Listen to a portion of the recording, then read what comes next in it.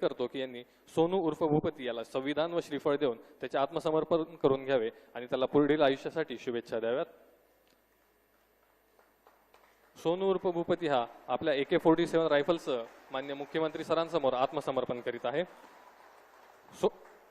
हा मागील 40 वर्षांपासून माओवादी संघटनेमध्ये कार्यरत होता।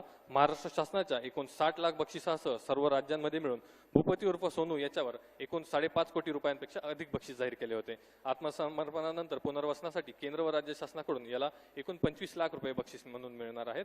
तसेच दिनांक 1 जानेवारी 2025 रोजी भूपती उर्फ सोनू याची पत्नी DKZCM तारक्का सीडाम हिने मान्य मुख्यमंत्री तथा गृहमंत्री महाराष्ट्र राज्य श्री देवेंद्र फडणवीस सर यांच्या समोर आत्मसमर्पण केलेले होते।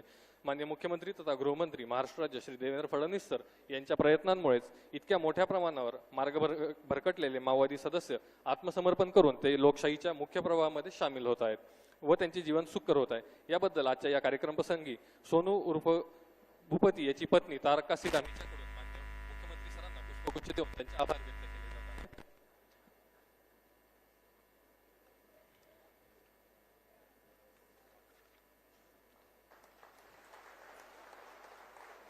यानंतर या संपूर्ण आत्मसमर्पणाच्या कार्यक्रमासाठी विशेष परिश्रम घेणारे अधिकारी व अंमलदार यांना मान्य मुख्यमंत्री